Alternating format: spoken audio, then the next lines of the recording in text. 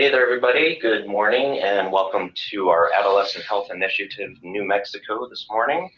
I know it's bright and early here at 8 o'clock on a Wednesday morning, but we really appreciate you all being here. I did want to let you know that we are recording our session today, and here's a couple of slides. You'll see another one that's a bit of a redundancy. That lets you know how to mute and unmute your video and your audio. So we would love to have you on screen if you're able to do that. So please go ahead and unmute that. Don't hit stop video if you can do it. Let's see. So CMEs and CEUs, we would like to give you those certificates. So we're going to need to have you say your name or type that into the chat box. You can go ahead and type that in if you'd like at this point, or in a minute I will give you an opportunity to do so over audio. Our disclosure and accreditation statements are on screen now. We're required to have those up. And a big part of AHI New Mexico, so if you are part of our certificate program, you're going to have to present a patient consultation at some point, and I don't think we've actually scheduled those yet. They're scheduled. Are they scheduled? Yeah. Okay, so those are scheduled. So contact Michelle Widener for information on that. But you can actually be reimbursed for those consultations by Allena and Blue Cross. So it's up to $150 per patient consultation. So please take advantage of that. We do have our Moodle courses as well. You're able to access everything that we do here on our Moodle sessions. And so let me know if you have any issues with that or any problems accessing those courses. That is our online learning platform. And at this point, go ahead and unmute yourself, and we'd like to hear your voice if possible. Otherwise, I do see that we do have a few people who are signing on through chat, so thank you for that. But if you're able to unmute and let us know who you are and where you're from, we would love to hear that. And while we're waiting, this is Kirsten Bennett. I'll be your facilitator today. I'm going to have the folks in the room go around and introduce themselves, and then I'll introduce our speaker today and turn it over to him. My name is Andrea Anderson. I'm a QI specialist here at Envision. I'm Ruchi. I'm a pediatric resident here. My name is Maya Trujillo. I'm a QI specialist with Envision New Mexico. I'm Beth Middlestead. I'm a medical student. And it looks like we have some of our favorites here returning to the session. For those of you who haven't spent any time with us this spring, the way the Adolescent Health Initiative New Mexico is set up is in the fall we have primarily a medical or clinical focus, and in the spring we have primarily behavioral health focus. So there's a certificate awarded for a certain amount of participation in the program in the fall, and then again in the spring. Some of our participants are continuing from the fall, so they earn their certificate with the clinical focus in the fall, and they're back for the behavioral health focus. So this session today with Dr. Thom Allena is a follow-on from a fall session that was presented by Dr. Jamal Martin on social determinants of health. And we just thought this would be a really great opportunity to follow that up with how this looks from the standpoint of restorative justice. So Dr. Allen is a community and organizational psychologist and a managing partner of the Thom Allena Associates. His work in restorative practice and justice has occurred over the last 3 decades, and he's worked with a number of organizations, the Stanford School of Medicine, in New Mexico, Children, Youth, and Families, the Juvenile Justice Advisory Committee, the New Mexico Corrections Department, New Mexico Sentencing Commission, and the Law Office of the Public Defender. Here at UNM, he teaches in the Peace and Justice Studies program, and is co-author of Restorative Justice on the College Campus, Promoting Student Growth and Responsibility and Reawakening the Spirit of the Campus Community. So we're just really pleased to have you.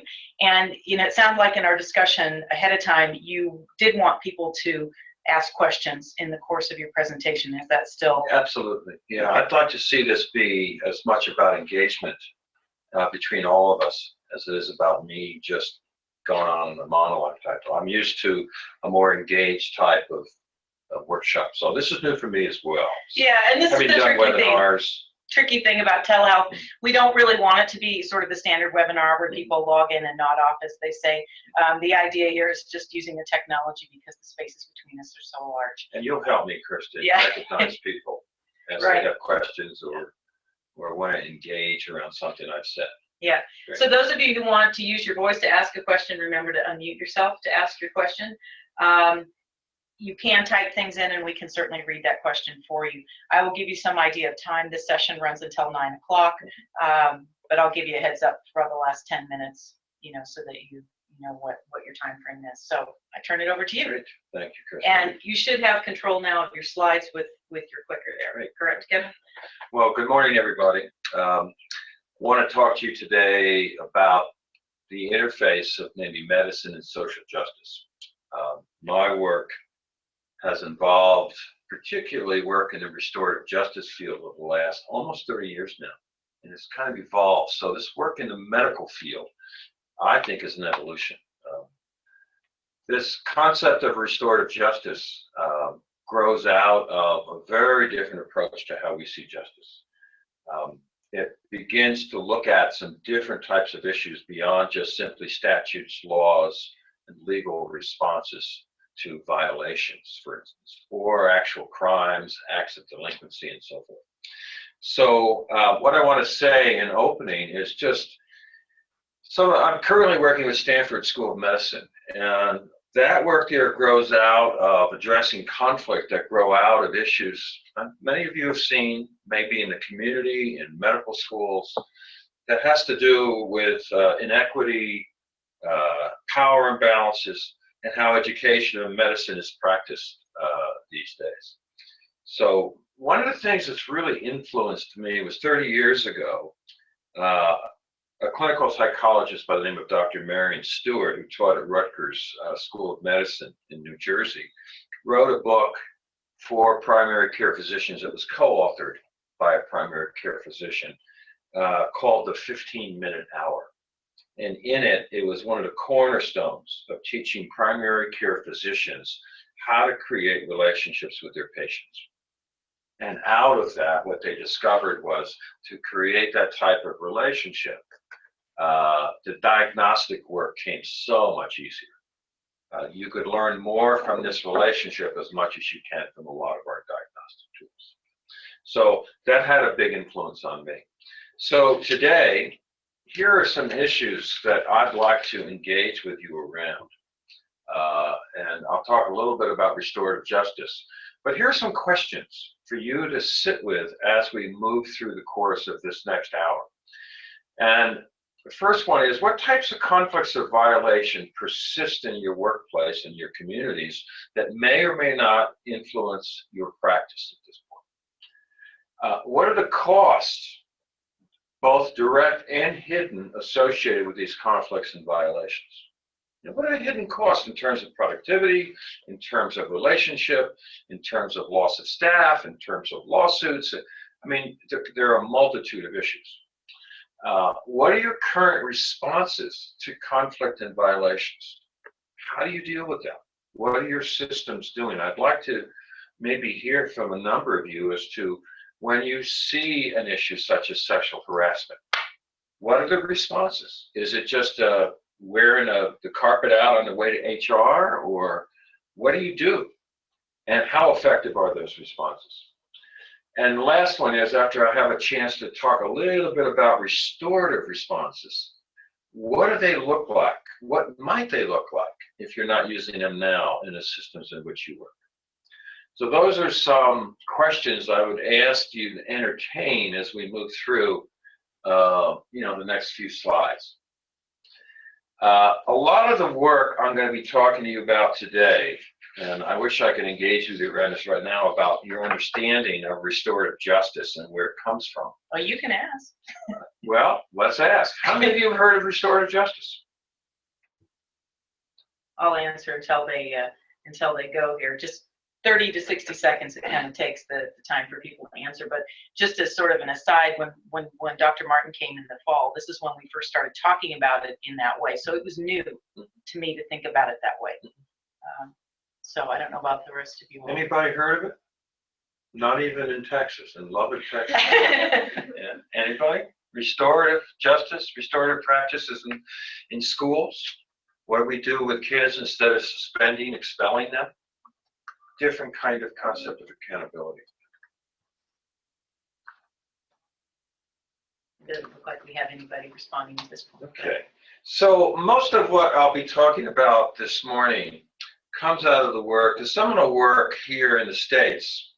A fellow by the name of Howard Zehr, who originally published the work back in the 80s under the a text called Changing Lenses, and it was really directed at the justice system.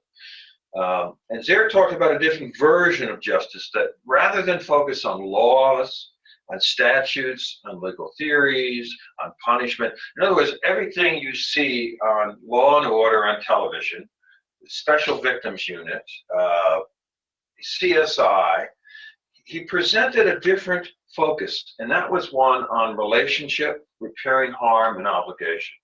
So some of the pillars, what Zehr calls the pillars of restorative justice, and what we'll talk about today is the use of restorative practices inside of systems, the primary focus is on harm. So, and I'll get into inquiry in a few minutes as to what does that look like in terms of the questions we ask. But the focus is on harm rather than, say, medical statutes or medical theory or medical protocols. The second pillar Zehr talks about are wrongs, and harms result in obligations. And obligations promote participation and engagement. Very different way to be thinking not just about medical work, but mostly about justice, what justice actually looks like. There are principles involved in this work, Zehr says. Social violations, or in this case, crime as it relates to justice, are viewed primarily as violations of relationship. And he emphasizes this. Secondarily, they're violations of policy, rules, statutes, etc. So the focus is on harm and the resulting needs that arise from that harm. The next principle is you address obligations that result from these needs. It involves those who have a legitimate stake in the situation. It may be harmed parties. In the justice system, we might refer to them as victims. Offending parties, co-workers, community members, and in a larger sense, society. Now understand, I've used this work with groups as large as 50 or 60 people around large-scale types of violations. So it's not limited to just a one-on-one type of thing if I have a conflict with a coworker or something. And it's the thing to realize about this, that it's principle and value driven. I mean, it's not a program to apply within your system. It's a set of principles and values. So it's a philosophical shift in how we deal with violations, with crime, with conflict. It gives us a different set of principles in which to work this through. And the basic focus is to seek to right the wrong. So towards this end, we have what we might call restorative inquiry. So in the tradition, let's take the justice system, for example. The typical questions that we ask in a justice system, you see it on TV every night, is who did it? Are they guilty? If they're guilty, how do we punish them? I mean, those are classic criminological justice system types of questions. We shift the inquiry to use a more restorative approach when we use with a restorative justice, restorative practice. First question we ask is, who's been harmed or who's been hurt? What's the nature of the harm? How have I affected you? What are people's needs out of that harm? Whose obligations are these to repair these? So the focus is not just simply on either punishing or rehabilitating. The focus is on how do we restore, repair, and I'll give you some examples of that in a few minutes. Who has a stake in this situation, we might ask? Who is invested in doing this? So as you think about even the questions we're asking, where we're heading is towards a pure form of democracy. In other words, rather than turning this over to a judge, a lawyer, an HR manager, you're involving the people directly who've been impacted by a particular instance. And what is the appropriate question to be used to put things right? Again, we're concerned with the questions we ask, because from a social constructionist theory, the questions we ask are fateful, totally fateful. What we ask is what we find. So if you want to look for guilt or innocence, you'll find that. If you want to try to understand harm and ways to repair that, you'll find that based on your inquiry. So the questions we ask are extremely important here. Zaire talks about signposts. You focus on harm rather than rules or laws. You show equal concern for those who've been harmed and those who offend. If you think about our processes of justice, I would say 98% of the work goes into the offender. We investigate, we arrest, we incarcerate, we try, we probate. We put them on probation. We reincarcerate. We parole. Most of our resources go towards the offender. This is what we might say is a very harmed party or victim-oriented process, where we're trying to balance the needs, not just of these two, but what's the impact on the community as well. If you've got a case of, say, sexual harassment inside of a medical clinic, who else has been impacted beyond just the direct, receiver of whatever that bias actually happened to be? So we're trying to balance, show equal concern here. And we work towards restoring those harmed and empowering them through their needs. We want to support, believe it or not, offending parties, offenders, while encouraging them to understand, accept, and carry out obligations. One of the theories, by the way, I teach a series on this work inside the University of New Mexico. Kirsten mentioned earlier the work of the Peace and Justice Studies program, of which Dr. Martin is the head of. In that program, I have a series on restorative justice that I teach. And we look at justice through the lens of lots of different systems. So it's the justice system. We're looking at school systems. How do we work with kids instead of suspending and expelling as an alternative to helping them understand the moral obligations of when, say, one kid bullies another kid? What does that actually look like? So we're really looking at trying to empower and not shame the offending parties. Now, that shame is a tricky thing. Some of the seminal research that we work with comes out of various different cultural constructs. And one of them is around the issue of shame. One of the more interesting pieces, and it's very difficult for my students at UNM to step outside our Western understanding of shame. There's a criminologist by the name of Braithwaite, John Braithwaite out of Australia, who talks about the difference between what he calls stigmatizing shame, which is what we do very well inside of Western cultures, particularly in this country. If we look at our justice system, it's usually predicated on a stigmatizing shame of offenders. He contrasts that, and that type of shame tends to outcast people. There's another type of shame he talks about called reintegrative shame. in which you hold someone accountable inside their community, but not through stigmatizing them. It's the way, in an ideal world, we want our parents to parent their children. In other words, where the focus is on the behavior, not on the child itself. You know, what's the behavior that was inappropriate? And so we really distinguish in reintegrative shaming, where folks are held accountable. They also realize that they're part of a community and their behavior matters. And they're an important part of the community. So for offenders to really be able to distinguish this difference is extremely important. And I can tell you from some of the early projects we've done in restorative justice, I'm thinking about one in the city of Longmont, Colorado, where we started this work about 15 years ago. And the kids who go through a process, a restorative justice, a model called conferencing, I'll talk to you about that in a couple of minutes, where they have to sit with the people that they've harmed. And they sit with their community, and maybe their parents are there. Usually if they're juveniles, their parents are there. Their peers are there. And interestingly enough, when we looked at our research findings on this, when we asked the kids what was most meaningful for them and what was it like to go through this, in which they're on the hot seat and have to answer for their behavior, the most common response we got from youth was, I didn't know so many people cared about me so much. I had no idea about that.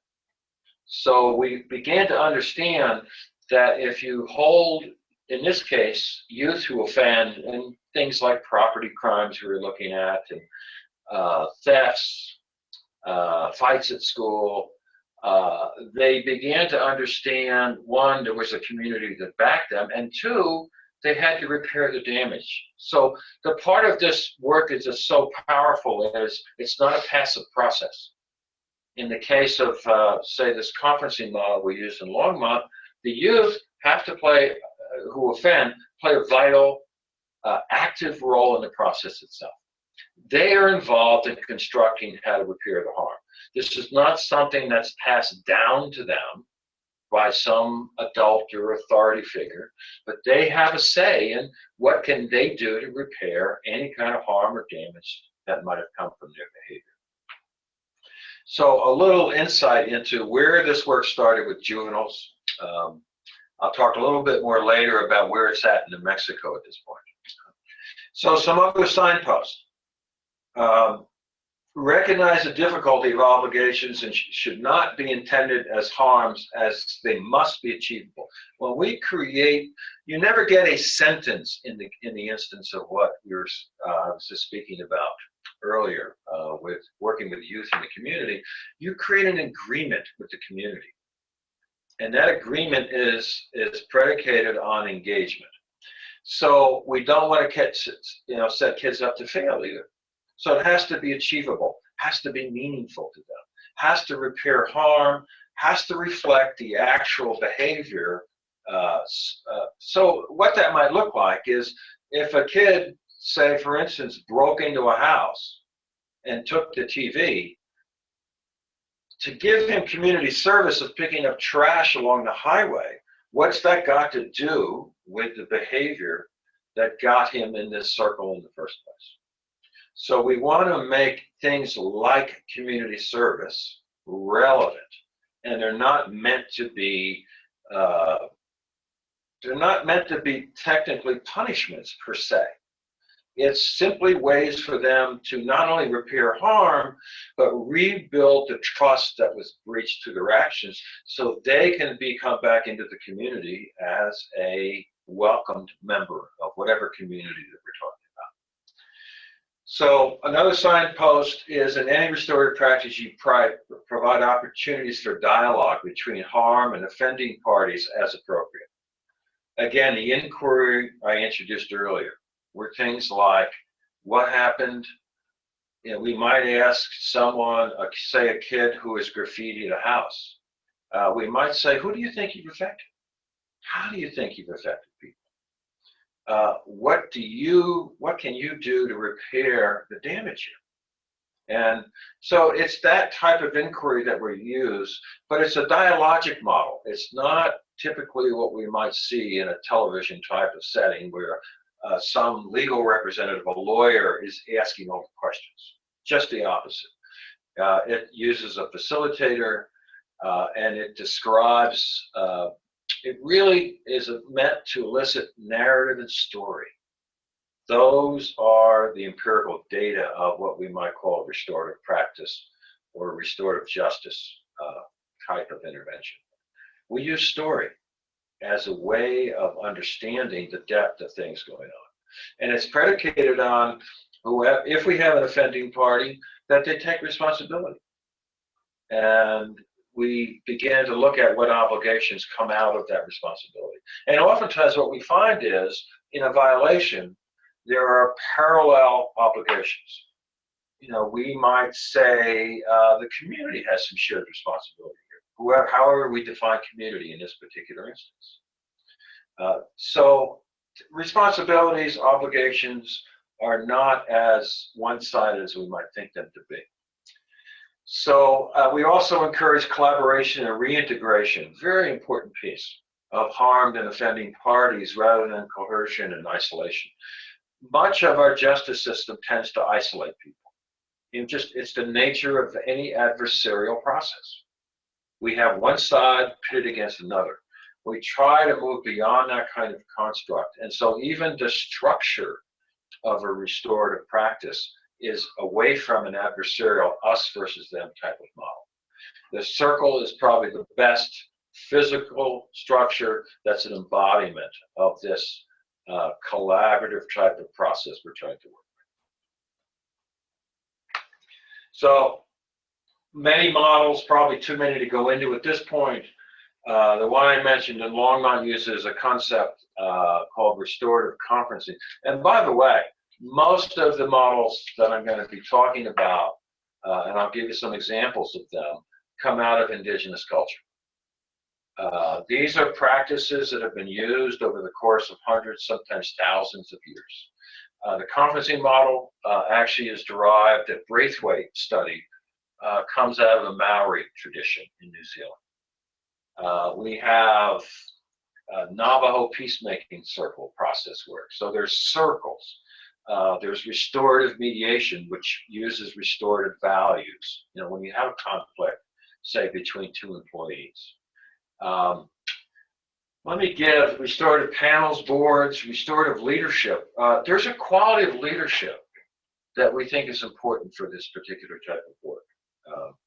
On leaders who understand the value of good inquiry, of repairing harm in their workplaces, of making sure there's equality, equity in the workplace, overcoming some of the cultural dynamics, organizational cultural dynamics that sometimes lead to conflict.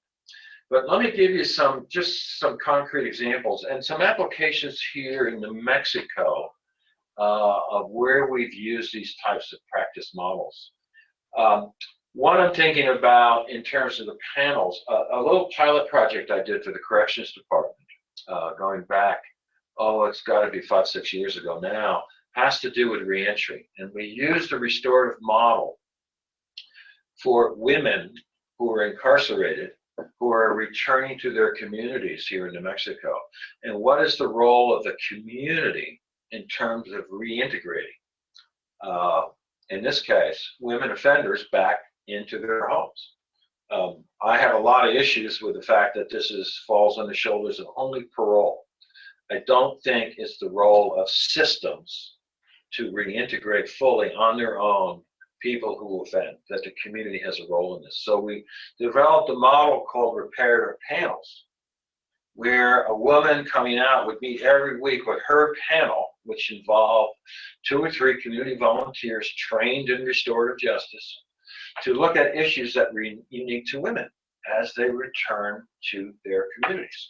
Things like, how do I get my children back from Child Protective Services? How do I keep my drug dealing ex-boyfriend who I was muling for, I went to prison for, how do I keep them away from me at this point so I don't violate my parole?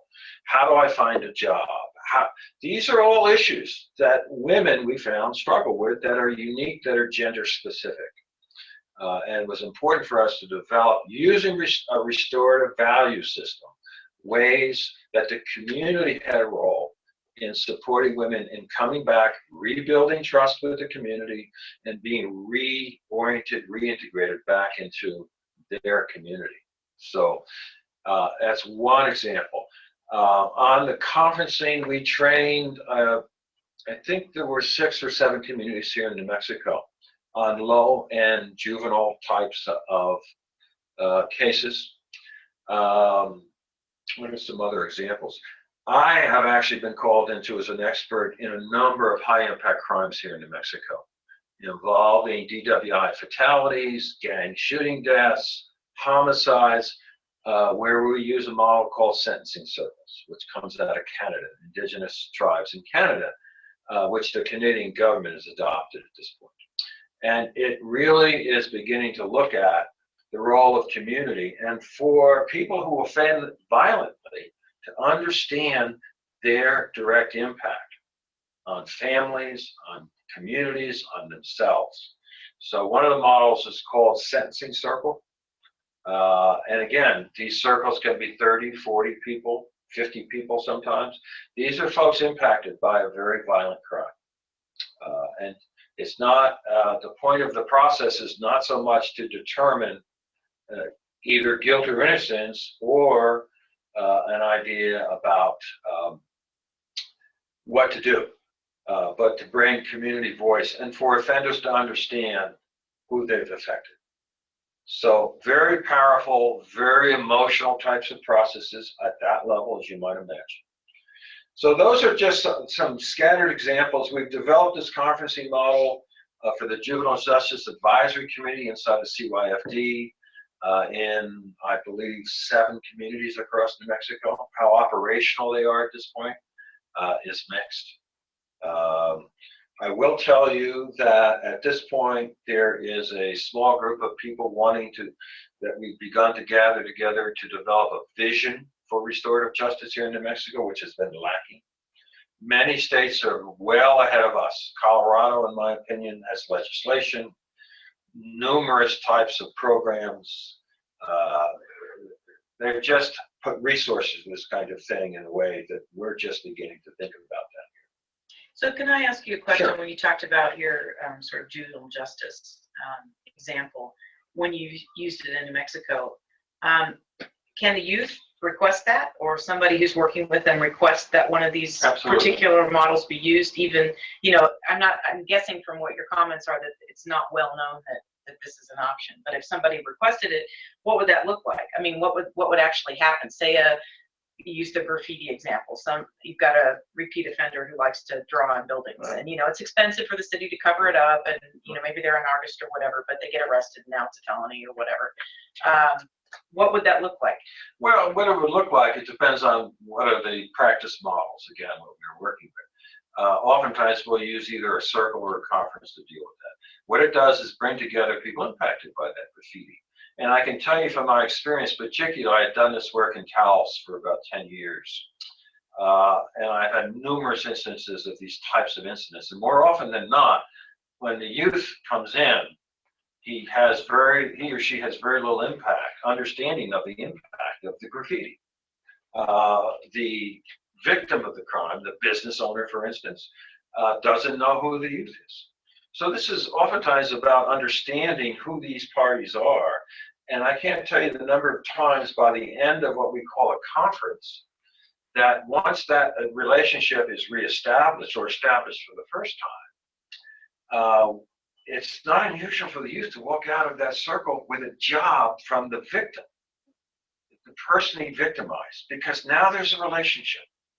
And the victim can see who that youth is, what their creativity is, what their gifts are.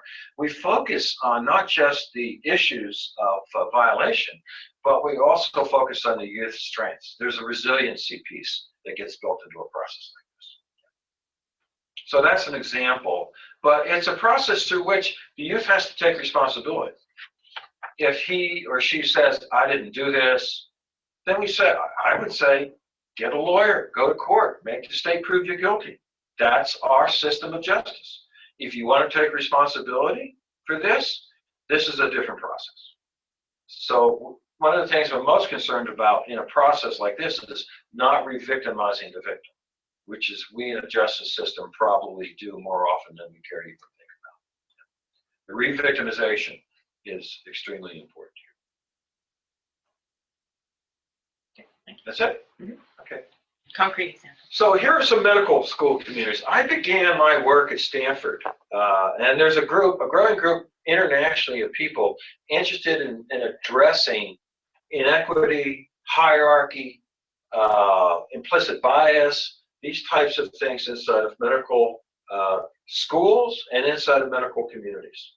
There are issues of hierarchy within medical schools, hospitals, and clinics. In fact, I was reading an interesting article last night about differential mistreatment, abuse of power within medical school communities. Big issues that are coming to the forefront now about that doctor-patient relationship. Beyond just the legal issues and what we need to do to protect ourselves as physicians, as clinical directors, etc. There are a number of articles out now on cultures of student abuse inside of medical school. When we look at big dollar, a place like Stanford, big money operation, big research projects, how students get used and sometimes abused in the context of research. Another issue we're looking at Stanford is minority recruitment practice and implicit bias inside of medical schools. There's bias in all of us, in my opinion. We all carry bias based on what we grew up in. It's just, it's part of what we have to begin to look at. Peer conflict in organizational settings. Doctor-nurse relationships, for instance. How is that power dynamic sometimes cross boundaries? Family dynamics where we have conflict. School and institutional disciplinary issues. That's often where we use this inside of organizations as an alternative to the traditional disciplinary process that typically unfolds. It's a different kind of process. And let me say this, is that it's never used as a have to or through force or coercion. These processes are voluntary. Like the youth who said, I don't want to go to that circle, I didn't do this, we don't make them do it. It's not appropriate. And when even a restorative process becomes coercive, it becomes a problem. It's not meant to. It has to be some element of voluntariness too.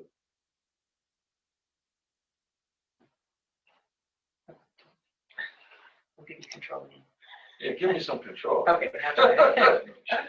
So here's where I want to kind of maybe offer some opportunity for engagement here with these questions, similar to what I presented at the front end. What types of conflict and violations are you seeing in your medical community? What are your current responses that are being used, and how would you assess their effectiveness at this point? What might a restorative practice look like in your medical community or institution? Or maybe inside of your own relationship with patients, your staff. Understand that a big piece of my background is not just restorative practices, but it's organizational development and change. Understanding organizational dynamics and leadership development, these types of things, and where some conflict, where power differentials emanate from. So I'm going to stop here and maybe entertain a question or two, or a comment. Agreement, disagreement? So while we're giving people an opportunity to respond and you all can think about questions, we've had a comment from Dr. Alderman, who's in Oregon now, and so she's requesting that she have potentially an introduction to you afterwards, because your work apparently applies directly to what she's doing in the Oregon Health Sciences Center right now. So as long as my meter doesn't run out outside. Yeah, well, I mean, this is something you can do via email or phone calls or whatever later. So just give that sort of feedback. Well, while we're waiting for people, do we have? That's you. Okay. I'm thinking all of us in medical and setting and academia, all those power dynamics, are an issue. And I'm thinking about one of my roles in our medical school community is I'm faculty in the LEND program, which is the Center for Development and Disability. And we train multidisciplinary interprofessional practice providers on how to work with each other, taking care of families who are dealing with children and family members who have disabilities. And one of the things that comes up is the role of the family in this process, where you have a very complicated sort of medical situation that requires many, many people involved in that care, and many people with many letters after their names, which sometimes puts the family in an interesting situation. So I don't know if you want to give us any sort of insight into how that might look in terms of the way we care for families and children in an interprofessional way. Yeah, and I think we need processes and practices that reflect kind of a downgrading of that hierarchy. Not to say that, having the letters after your name is a bad thing, but how do they impact our patients, our clients, our communities? And can we create structures and processes that tend to level the playing field? So probably a great example of this is I've begun integrating this work into drug courts, particularly juvenile drug courts. So when the kid has a hot urine, and because it's his third hot urine, what the script says is you're going to do 72 hours in the D home. We say, well, instead of that, let's bring the family in, let's bring stakeholders together and find out about the hot urine. What's driving the hot urine, rather than just sanctioning someone for a particular outcome. And it's quite fascinating, because when I train drug courts people, there are a lot of lawyers involved, and this is a new role for them. They're not asking the questions. They're not trying to find guilt or innocence, which is what their law school training was all about. And we asked them to maybe, for a district attorney sitting here, I asked, are you a father? Yeah, I'm a father, in addition to being a lawyer. Well, why don't you just take on that persona of the father? You as a father, if this was your child in front of you, how might you react? How might you respond in this type of environment? So sometimes we have to create various roles, and all of us, this role of a psychologist, community psychologist in my case, is just one of many hats that I wear. All of us wear different hats. And sometimes I have to take that hat off to get a different kind of understanding. So that's one way of trying to level the playing field, and using in a process, using a guideline like all voices are equal. Now, easier said than done, but at least we create a groundwork of what is the process in terms of the imbalance that might exist in terms of power going in, and then how do we remedy that when it shows up in the midst of the process itself. So we have a question Sure. from one of our providers, and I'm going to sort of summarize here. Basically, she wants to hear about how this abuse in a medical school example would play out, and she gives a hypothetical example of an attending surgeon who yells at a medical student who's in that particular clerkship rotation. And what would be the next step? And the other comment here is this seems to be a pattern for this particular attending. What would a restorative justice approach look like, especially when, in this sense, the medical student is afraid because her grade in that rotation is dependent on That's right. that relationship? Yep. So already we've got an imbalance of power. We have, it sounds like, an allegation of inappropriate behavior. I'm assuming they're pretty stressful environments. No doubt. But again, we go back to our restorative inquiry and ask those restorative, who's been harmed, what's the nature of that harm, in terms of how we might even formulate an intervention. What does this look like? What's the traditional process for this? Does this person go to the human resource department to make this same complaint? How do you move forward with this? Plus, here's the other real issues inside of medical school. Let's be clear here. If I report on a doctor who's got more power than me, then I knew this was a huge issue at Stanford, am I committing kind of what they are calling professional suicide by reporting that doctor. So this requires a kind of a context setting within the institution to be able to deal with these types of things. By the way, these are not public types of circles, conferences, whatever model you tend to use. There's got to be confidentiality. There's got to be ground rules set. There's got to be ways of dealing with this in a way that there are not repercussions. I would say the example being offered here is not unlike what we've had to deal with, say, in a gang shooting death, where there's retaliation. As a matter of fact, one of the judges in Taos, retired district court judge Peggy Nelson, when she would have these cases come before her, in a small community like Taos, and I would compare this to some medical communities, is the thinking was that if we don't do something, there will be retribution. There will be retaliation. So we need to factor this work in as we look at how we intervene in these types of situations. In the instance presented here, it's got to be a thoughtful, strategic type of process. There has to be assurances of people that for people who come forward, that there's not going to be retribution. There's going to be fairness involved. There's going to be ways for people to talk to each other. And again, not easy because we have systems where there's enormous power imbalances. Doctors, like myself as a psychologist, I have power. And I've got to recognize when I've crossed the boundary around this and what are some ways that I can take if I'm in that situation to repair any harm.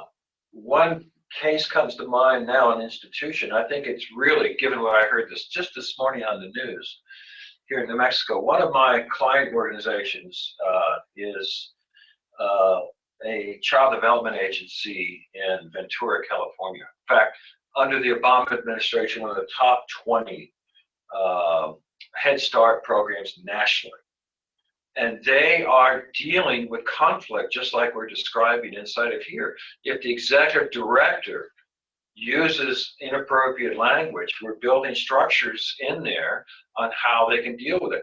Imagine the executive team going to circle every week to talk to each other about their issues with each other. Unheard of in most organizations. Unheard of.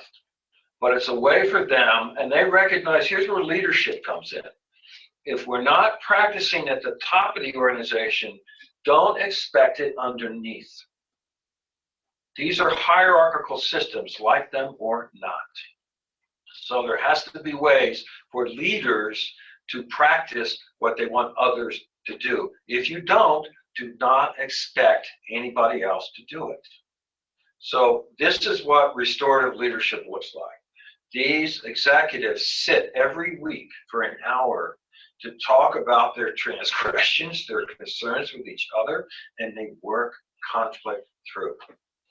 So there are preventative types of things that might prevent the instance that's being presented here.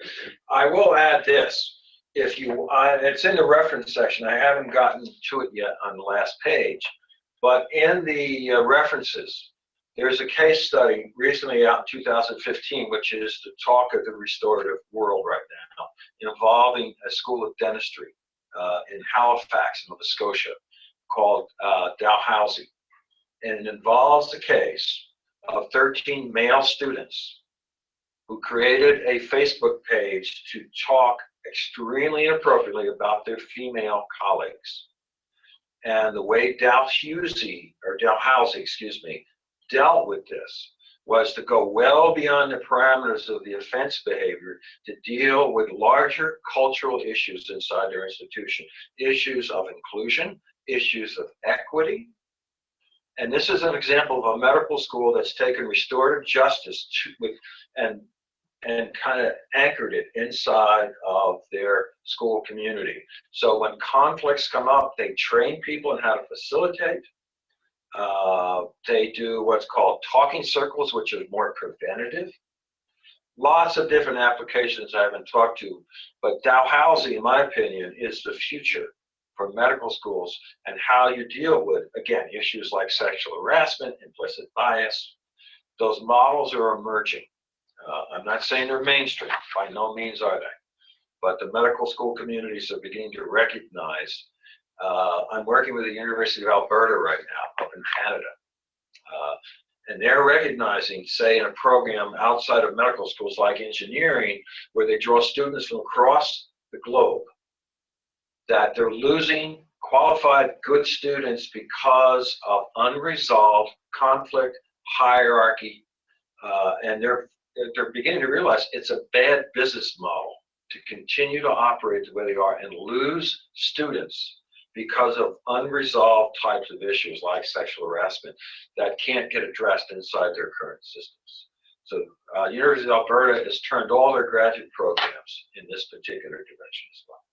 So we have another question from the audience. This is from Violetta Blanca. Violetta Blanca. So what are the first steps in bringing this into the schools as well as communities? What training is needed to work in restorative justice? Yeah, good question. Thank you. Allena, you know, it's interesting you should raise that up because I've been working with schools around the country. And recently, Albuquerque Public Schools has just been awarded a $4.2 million grant to pilot and do research with middle schools. There's a lot of material out there to begin looking at how you introduce this. For me, there are some anchors that have to be considered. One, you have to look at some of the differential mistreatment, particularly around our kids of color, and how they are. I mean, the research is pretty clear. You know, nationally, kids of color get suspended, expelled at much greater rate than white kids do. There's issues related to male and female, gender-related issues as well. What really counts is you need leaders. You need a principal, assistant principal that wants to look at how they do their school discipline. There has to be some interest, some curiosity around this for starters, of using something other than the term that they're using now, or they've been using for a while, is zero tolerance. There has to be a way of piercing through the zero tolerance and beginning to have an honest conversation about the school to prison pipeline. That's another social justice issue that's beginning to emerge. So the other thing is be willing to have some dedicated person in that school coordinate this type of work. That's another anchor that's pretty important. It can't just be it can't be seen as just a program. Oftentimes, and I had to struggle with CYFD, they see this as another program to implement. It is not a program. It's a philosophical shift in terms of how we address things like discipline and things like that. So then we have another follow-up here. Please provide recommended further reading on the specific topic of restorative panels and the transition of incarcerated women back into the community. So I don't know if that's in your reference slide. No, it's not in the reference, but if I can get your contact information, sure. I can send you. One of the things we developed for the Corrections Department is a citizen volunteer manual. So I can email you the actual manual. Perfect, we'll share that. That describes the process, it has the orientation to it, the underpinnings to the whole process itself. Good. Yeah. If you could send that to us, we'll sure. send it we'll out get to out. all the. I'm happy to do that.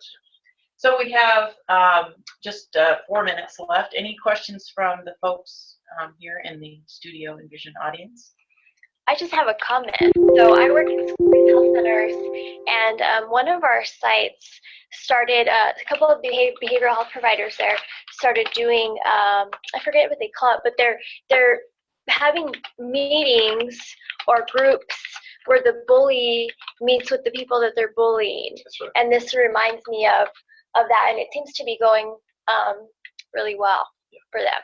You know, no, that's a good example. Yes, the bullying is a huge problem in schools, historically, always has been. It's a primary aim of any restorative justice initiative or restorative practice inside of schools. You know, it's extremely important. It has to be addressed using restorative principles and values, whatever your intervention is. And I've talked about a few of those today. So here are some references to begin thinking about it. By no means exhaustive.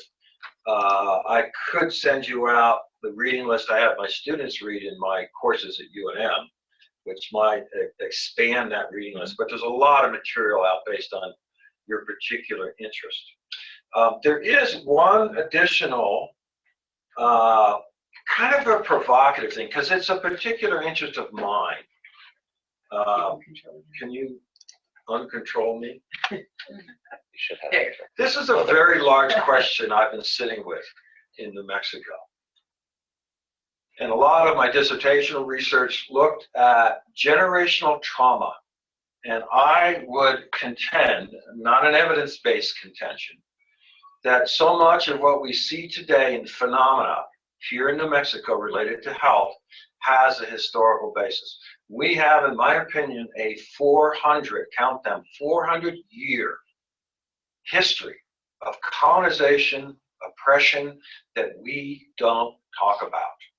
And the good news is the Kellogg Foundation has just come out with an initiative of which the National Hispanic Cultural Center has just received an award on, to address truth and racial reconciliation here in America. And I think that this conversation in New Mexico is long overdue.